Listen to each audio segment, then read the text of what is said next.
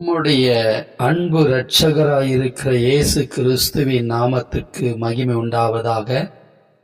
இன்றைக்கான கர்த்தருடைய வார்த்தை, நான் உங்களுக்கு சொல்லுகிறேன், உங்கள் சத்துருக்களை சிநேகியுங்கள், உங்களை சபிக்கிறவர்களை ஆசீர்வதியுங்கள், உங்களை பகைக்கிறவர்களுக்கு நன்மை செய்யுங்கள், உங்களை நிந்திக்கிறவர்களுக்காகவும் உங்களை துன்பப்படுத்துகிறவர்களுக்காகவும் ஜபம் பண்ணுங்கள்.